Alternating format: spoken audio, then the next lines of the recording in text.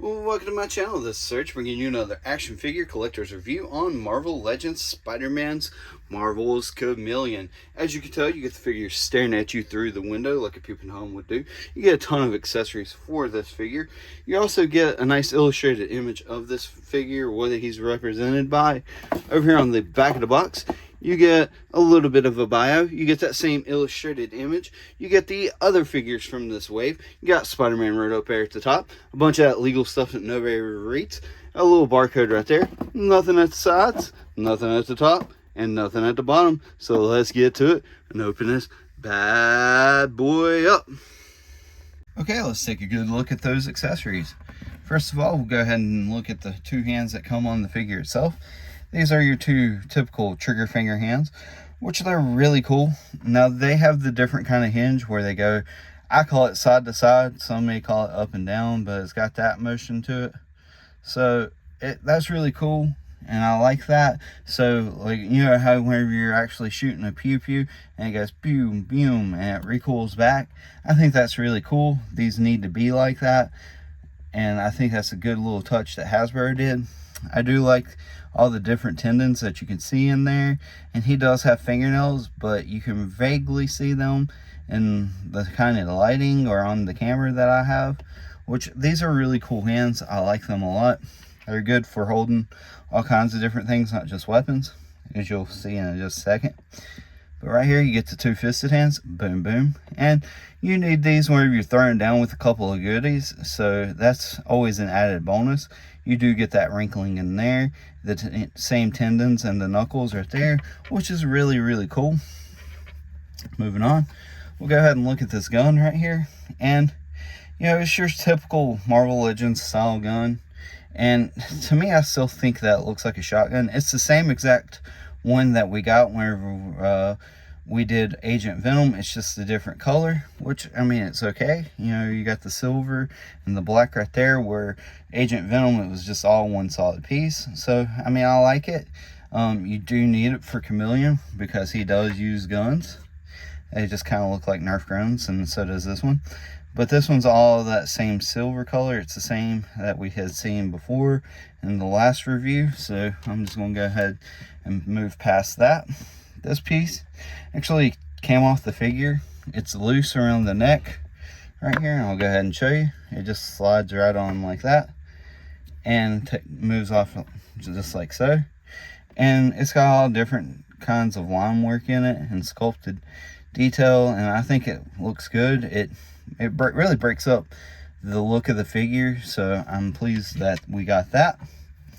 Moving on to the head sculpt, and heads will roll. I think it kind of looks like Michael Jackson in a weird little way.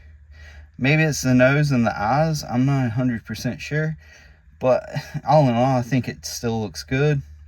Maybe from the set of Thriller. But anyway, moving on. We got the gray lips right there. They look really good. You got a nice little arch on the chin. I like that. You got that nose, which Chameleon was famous for, having this kind of nose look. And his brow looks good. I do like that. You got all this different detail in there. You got dimples in the cheek. The ear looks a little funny. It looks like it's in a mask, but I can live with that. And then you have the shading up underneath the eyes. It really makes this figure pop. I do like that a lot. You get this little cool, creepy, it's not really a head sculpt. It's actually a mask. And it's actually based off of J. Jonah Jameson. And I'll go ahead and show you. I have him right on hand. It's based off of this one right here. And as you can tell, the colors don't really match up, which is a little bit of a bummer, but it's okay. You know, at least we got this accessory. It was really cool. I would like to see that we got like an extra Spider-Man head sculpt or something like that. Somebody that he frequently changes into, like a J. Jonah Jameson head sculpt and this cool little mask, but that would probably increase the price of this figure a lot. But anyway, let's see. Find one of these hands. Nope, that's not the right one. This hand right here, you take this thumb, and like the head's kind of contoured to his hands, so you take this thumb and you try to get it in there.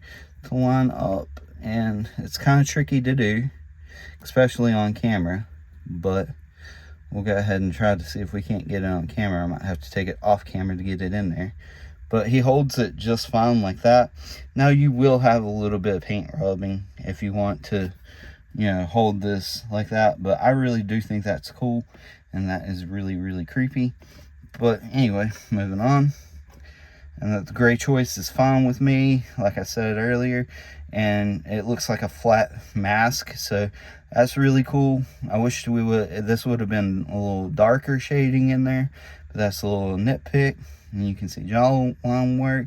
The ears came out real good, and I think this actually looks really cool with the figure, even though it's creepy as hell. But that was a good look at those accessories. And here he is. Oh.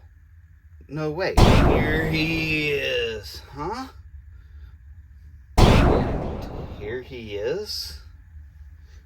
Again? No, for real this time. And here he is. Chameleon's the boxing getting ready to transform onto your screen. We're getting ready to figure out if this figure is really worth the purchase in just a second.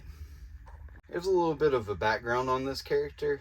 Now, this design in particular, I remember it from the 1990s TV show, Spider-Man the Animated Series. He's mainly a Spider-Man villain, but in that TV series, he was like a spy, and he did espionage for, I think, communist parties, and he was just a real bad guy, but he could also shapeshift or morph using his belt buckle. But there's also other versions of this character where he wears costumes and disguises, and it's really good costumes and disguises, because somehow he can contort his body and look like someone else's body, which is freaking wild to me. And then there's another version where he's like the half brother of Craven. There's a bunch of different versions out there, but he's just a spy that transforms, basically, is all I'm trying to say. Go ahead and take a good look at that articulation. First of all, his head can move up quite a bit.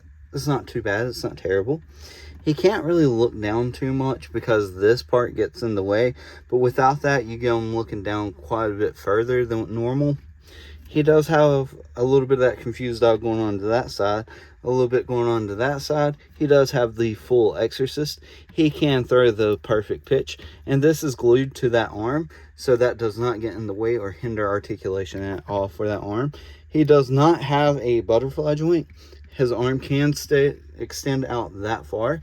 He does have that bicep swivel. He does have double jointed elbows, and that hinges side to side, but these actually hinge up and down is what I'm going to call that. So one's horizontal, one's vertical. That's all you got to know. And then he's got that ab crunch that can crunch in that far, and this really doesn't get in the way of that articulation. It moves out quite nicely, and he can bend back that far for whenever he's getting hit in the face by some goodies. Anyway, moving on, he can do the full splits, which is pretty good. I do like that. He does have that front kick. He does not have much of a back kick. He's got that thigh cut right here. He's got gummy double jointed knees. He's got that boot cut. His foot can go up that far. It can go back and do the perfect ballerina, and he does have ankle pivot. And that was a good look at the Chameleon's articulation. Okay, let's take a good look at that sculpt in detail.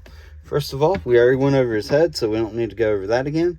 But the strap looks really good around his chest and on his shoulder. I think that looks good. And this is a very accurate version of the one that I remember from the TV show, off the top of my head. We do have wrinkling on the chest, and he's got a big old wide chest and big old wide arms, which is fantastic for this character because he needed to be bigger, because I remember him being a bit bigger of a character. And we get these nice little shoulder pads right here. I like them a lot. You get the gauntlets that match that chest strap, which looks amazing. The belt came out really nice and clean.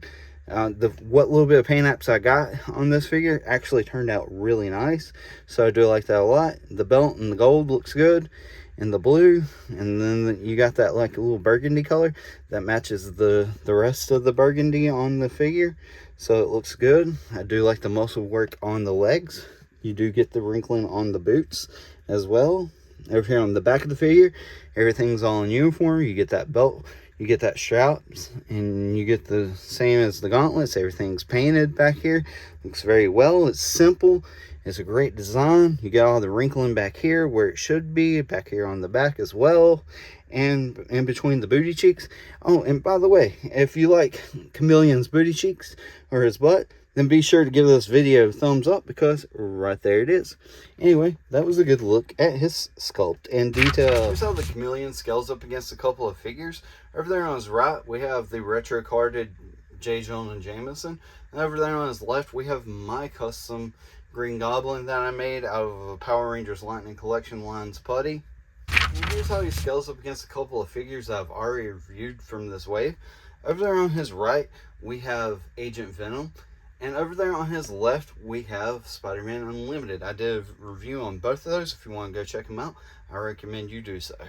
And just because I had these guys already out from one of my previous videos, here's how he scales up against retro carded Spider-Man over there on his right, and retro carded Peter Parker over there on his left. Here's my final thoughts on this figure. I think Hasbro cooked when it came to this figure. He is very accurate to what he looked like in the show and in the comics. I think they did a really good job with the articulation.